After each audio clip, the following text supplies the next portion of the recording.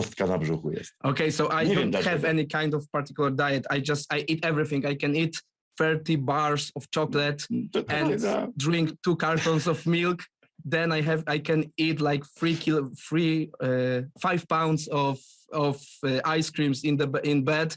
It's like I eat whenever I want, whatever I want, whenever I want, and I always have this like beautiful muscles on my body.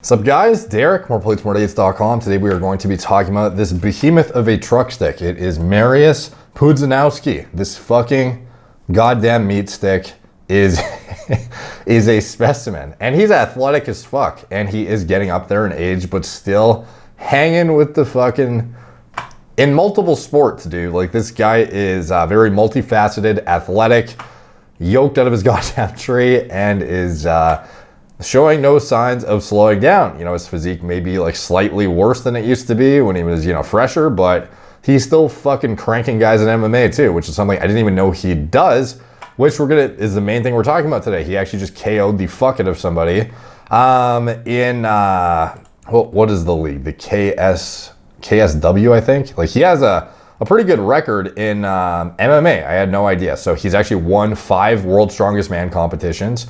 Like the first one 20 years ago, bro. Like this guy has been around. And then his MMA record, 17-7. He just beat Michael Materla by KO in like literally fucking today, dude. At KSW 70. So this is the main thing we were going to make the video on, actually, is his diet. He eats like a fucking asshole and he stays yoked as hell and performs like a beast. And this is the knockout, or no, this is actually the description of his diet, which we'll get to shortly, but this is the knockout that literally just happened earlier today.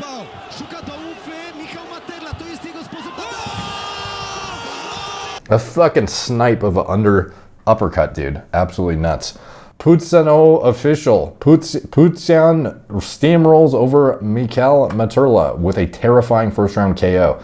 It's like these guys, like heavyweight, yoked, fucking explosive motherfuckers that have tons of power, scary in the first round. If you don't weather the storm of a guy like this in, you know, the first couple rounds, like it's fucking, you know, scary shit, because they could, you know, take you out super easily at any fucking time. Like the heavier you go, the scarier and more, you know, crazy the fights get in terms of the risk of getting knocked out, seemingly. So, like when you watch, you know, heavyweight UFC fights, it's like anybody could eat a bomb at any time in the first round, just get like fucking devastated, seemingly. So, anyways, this is like the guy's yoked as hell, and he's, you know, competing in the heavyweight division against this Michael guy.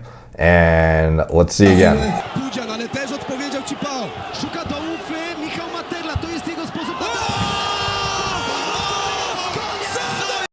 Fuck, dude. Nutty. Now, let's see if they show a replay here. Slow-mo. This guy is like 45 years old, by the way. Like he is. And still doing shit like this.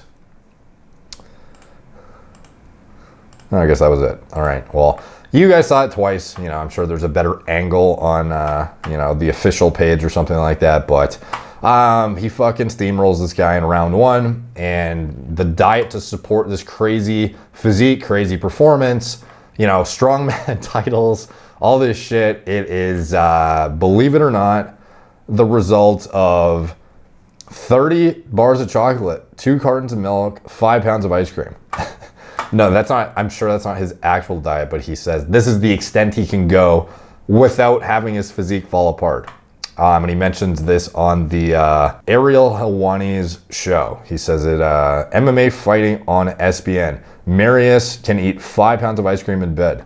I read a few years ago that you said you don't follow any kind of particular diet. You never have. You eat anything you want, whenever you want, even junk food and things like that. Still at this age, you do this? że nie masz konkretnej diety, Nie tylko mam jesz wszystko, co się żadnej nawet jesz diety. świństwa, czekolady. Nie mam Okej. żadnej diety. Potrafię zjeść 30 czekolad, 2 kartony mleka i no, nie ma problemu dla mnie. 2-3 kilo lodów zjeść potrafię sobie leżąc w łóżku i nie mam problemu z brzuchem i cały czas po prostu kostka na brzuchu jest. Okay, so I Nie wiem don't dlaczego. have any kind of particular diet. I eat everything. I can eat 30 bars of chocolate Totalnie, and tak. drink 2 cartons of milk. Then I can eat like 5 pounds of ice creams in bed. It's like I eat whenever I want, whatever I want, whenever I want, and I always have this like beautiful muscles on my body. It's incredible. By the way, Nigdy nie miałem żadnej diety. Nigdy. I never had any kind of diet. incredible. Nigdy. Okay, I will do the same. No diet for me. It'll definitely work exactly the same. So, you know, obviously a lot of us, you know, pretty jealous and thinking, oh, damn, dude, that must be nice. And we're going to get into it soon in terms of what that actually looks like on a day-to-day basis, if this is what he's doing every day in reality to get his physique the way it is, how he can get away with it too, which some of you are right now are like fucking screaming, trend. I bet the comment section is just full of it. Let's see, greatest strongman of all time. I remember it's a yearly tradition to watch that absolute unit in the strongman around Christmas time. And in the comment section, the Instagram one helps when the rest of his diet is Dianabol and Tren. It's almost as if he has another supplement which allows him to eat all that and still be in incredible shape. Strange. These are like the most heavily upvoted comments. Amazing what steroids can do. 100% USADA approved, followed by Deeble. This guy's a walking pharmaceutical store. Well, I do that and it's like a weird way to say pharmacy. This guy's a walking pharmaceutical store. This guy's a walking building that sells pharmaceutical goods to individuals. That is what he is. Well, I do that and I am a fat cunt, crying face. Trend will allow that, crying, laughing face on the fucking side because my sides are hurting because I'm laughing so hard. Cap times 50, injection emoji. That's the lifestyle when USADA is non-existent. Hashtag roids, that tattoo sucks. Man, Instagram's a bit harsher than the YouTube comments. These guys are like, man, this guy's a legend. You know, strongman's awesome. I used to love watching this guy. Mariusz, a legend. Love seeing him in strongman events. Every top comment on Instagram, this guy's on fucking gear. This guy's a fucking walking pharmacy. That lifestyle when USADA is non-existent. At More Plates, More Dates, what's good? His diet, his on that much GHFFS, for fuck's sakes, LOL, all caps. This can't be a real tattoo. He eating them not trem bologna sandwiches. That's why. Still better than a burger and a donut with 1 kiter of melted full fat cheese. Squinting, laughing. See, that's my type of burger, brother. Add steroid and dude, like every fucking comment on the Instagram. So this guy has not much love on Instagram, but on YouTube, people are a bit more, I don't know. Watched this guy dominate for years as a strongman growing up. Never knew he did MMA. Legend. Yeah, so I didn't know that either. I was like, oh, is this like some like interesting super fight thing? But like, no, the guy's been fighting since 2009 in KSW. Like almost since like one of the first events, dude. KSW 12. Pudzianowski versus Najman. And he's been TKOing and KOing the fuck out of people since then. You know, he's lost some fights, but he's been beating a shit ton of people in Poland, seemingly. Like every event, basically. Poland. He even beat this guy who was like, I had no idea even fought too. This is like a fitness industry guy. Urko Jun, the bounty hunter, apparently. He is, he used to hang out with and be sponsored by like Tavi Castro and like Sergi Constance and all those fucking guys. And now apparently he is fighting in MMA. Go figure. So anyway, Mariusz is 6'1" and 260 in MMA, 313 pounds in strongman. And has been, you know, at the game of just achieving insane athletic things for fucking decades at this point. Like I said, his first event, his first strongman was, let's see, World's Strongest Man was 2000, oh, here we go, sorry, way down, 1999 Polish Cup. And then World's Strongest Man in Sun City, South Africa in 2000. He came in 4th place. So this guy was just a young gun. And then he ended up winning, I think his first win was, 2002, World's Strongest Man, 1st place. I must have missed that here. So obviously compared to his heyday, you know, some of his most saucy shots of all time, he is, you know, not as you know, built as he once was. He has, you know, changed a little bit. He still looks fucking insane, of course, but, you know, not everyone can hang and look like a, I don't know, like bodybuilder essentially while competing in MMA and training that way for their entire lives. And at some point, everyone's going to start deteriorating to some extent. But this guy seemingly has been in like untested sports since day one. Like his MMA league that he's in presumably has no testing, or it's extremely lax if it even exists. And then in World's Strongest Man, strongman events, this guy has always been, you know, cranked out of his fucking tree as well. So, you know, my question is like, when does this guy really pull back and start to be mindful of, you know, health, longevity? Because like 45, you are really getting up there for that high of a body weight and this kind of exposure. But, you know, his physique and his performance is like reminiscent of some like old school UFC fights when it was just, you know, everyone was full board. And some of his highlight reels, like absolutely nuts, dude. Like there's tribute videos of him on YouTube where he's just doing insane feats of strength from strongman competitions. Just fucking tossing boulders, winning championships, pulling fucking trains and shit, picking up trucks and buses and all this wild shit. A very, very entertaining event. You know, it's probably more, I don't know how many people watch this stuff, to be honest, in terms of actual numbers, but I mean, like, I feel like when it comes to insane feats of strength and just like freak show individuals, like this is something that I imagine more people would want to watch than just like straight up bodybuilding or something. But this guy is like, you know, the pinnacle of performance coupled with the actual, you know, bodybuilder almost physique as well. Like it's just the perfect hybrid. Jesus, I should have muted that first.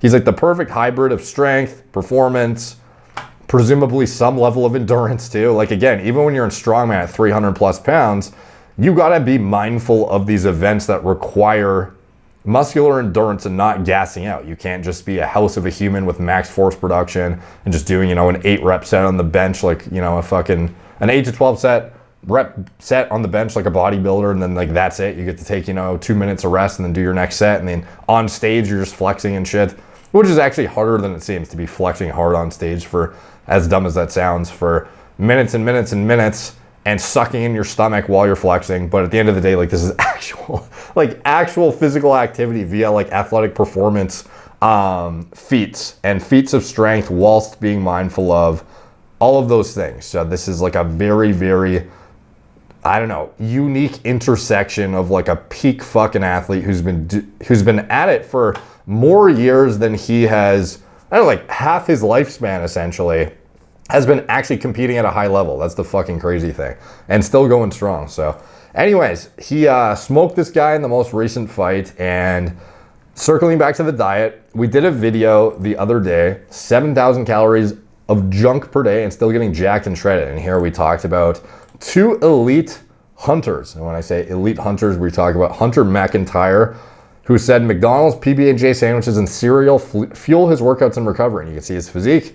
Very lean, muscular guy, obviously not sauced out of his fucking tree like a Mariusz or like a Hunter Labrada necessarily.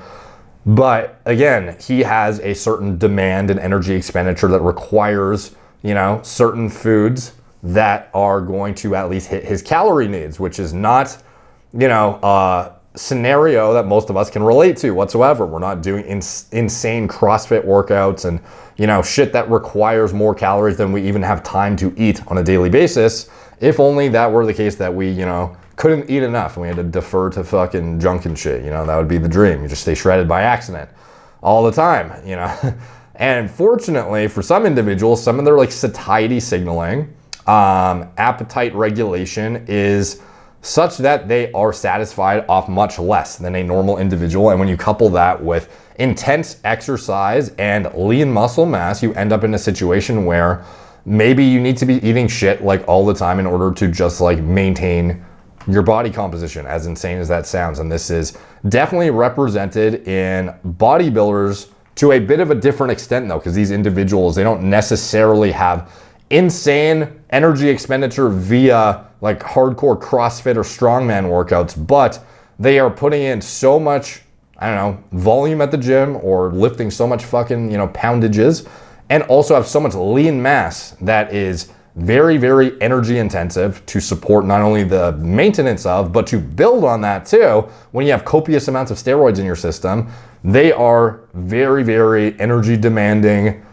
individuals who are burning through shit like a fucking furnace on a day-to-day basis. Like Hunter Labrada, his entire diet is like liquid calories because he cannot eat enough through actual chewing of high quality micronutrient dense food to hit his calories. So he chooses seemingly the lesser of two evils, where he like blends chicken, fucking hydro whey all day, random oat bars, goes to all you can eat, you know, Mexican fucking buffets essentially, in order to just hit his calories to stay, you know, trying to grow in the off season. He says he wishes he could say that his diet, you know, his cardio and everything is the reason why he's in good shape, but in reality he's puking a few times a week trying to, you know, keep his food down, and is not doing any cardio, and he eats like an asshole.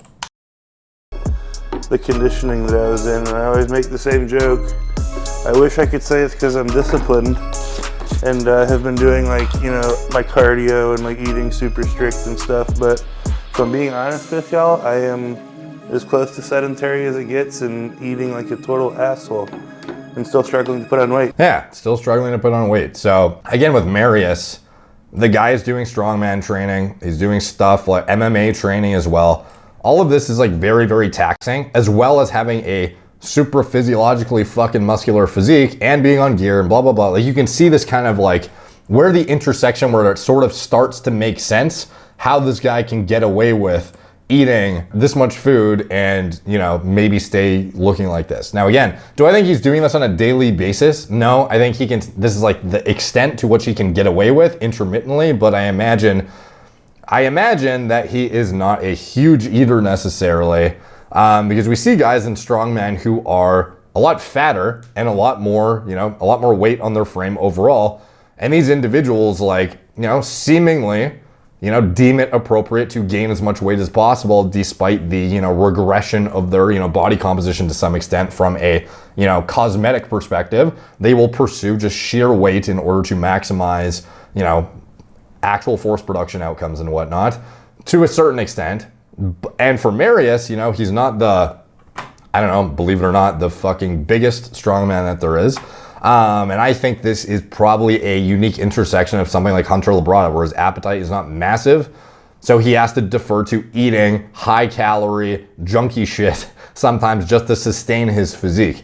So again, like, he can get away with this if, you know, whatever I want, whenever I want, never had a set diet. I imagine he basically, you know, has a bare minimum threshold where some shit has to be eaten in order to not lose weight, because he has anabolics, huge amounts of lean mass. He is a genetic, you know, hyper elite as well, but also more intensive training than the average bodybuilder who already like has this sort of an issue, doing MMA, strongman stuff, blah, blah, blah. I'm assuming he's not training for strongman. I think he said he is just doing like MMA stuff. And if he did train for strongman, he would have to alter his routine quite significantly, and it may take a while. But again, like MMA, like, good fucking luck holding on to this much size and packing on size at that weight without eating a fuck ton of food while you're training in an endurance-based sport. Like, it's incredibly difficult. So I can see why, you know, how much time do you even have in a day to eat to sustain a 260 lean physique?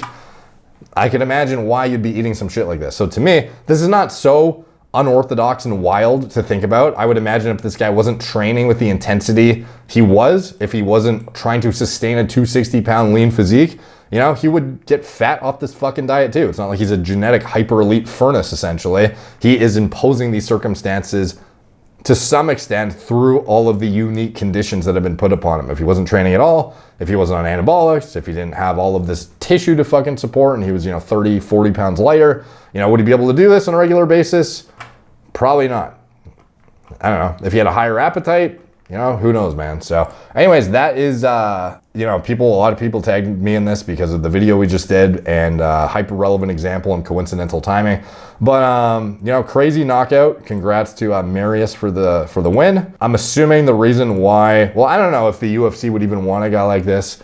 Like, presumably he would end up, you know, falling apart to some extent, trying to keep up with USADA's more stringent drug testing protocols. And I imagine that is part of the reason that's keeping him in Poland, or the UFC just doesn't want him. I don't really know. Perhaps if you guys have some more insight on that, it'd be interesting to hear. But he is pretty committed to this KSW league. He has been there for a while, man, like way back since 2009. He's been competing regularly, even throughout his, I don't know, like I guess it looks like he transitioned right from strongman into MMA and then just, you know, has been consistent ever since. So that's presumably the main contribution to the drop in size to some extent, but also age.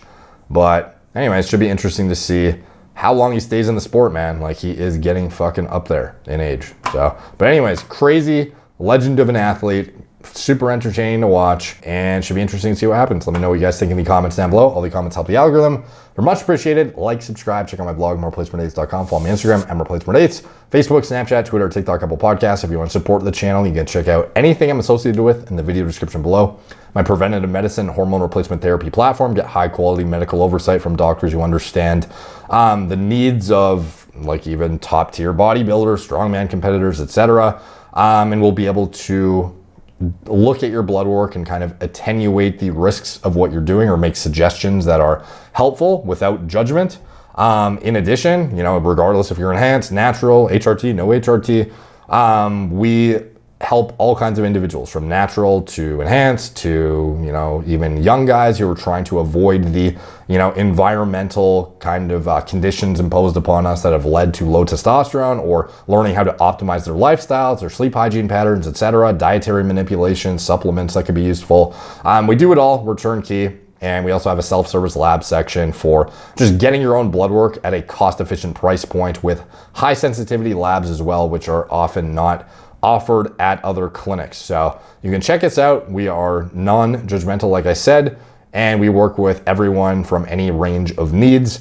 And it's all about optimization, increasing vitality, quality of life, but also being mindful of health metrics. We are not a testosterone mill that just has a cookie cutter prescription process like a lot of other clinics. We actually take the information impartment and education of patients very seriously, and it's what I pride myself on myself. So you can check it out if you want a high quality doctor or just access to diagnostics. In addition, if you want to support me, Gorilla Mind, nootropic formulas, Gorilla Mode, pre-workout formulas, designed myself from scratch, my recommended diet model for gaining muscle and sports performance. It's what a lot of world's strongest man and strongman competitors have used before, is this exact diet model via Stan Efferding, a formerly the world's strongest IFBB pro bodybuilder. And it is, you know, highly recommended, not just from a bodybuilding, like hypertrophy standpoint or strength accrual standpoint, but from a micronutrient density standpoint for overall health. Like this is a idiot proofed, you know, 101 guide for beginners or intermediates that want to learn how to optimize their diets. I would definitely recommend it. It's linked in the description below as well. My clothing company that sponsors me, and anything else I'm associated with, it's all in the video description below. Thank you guys for watching. Talk to you soon.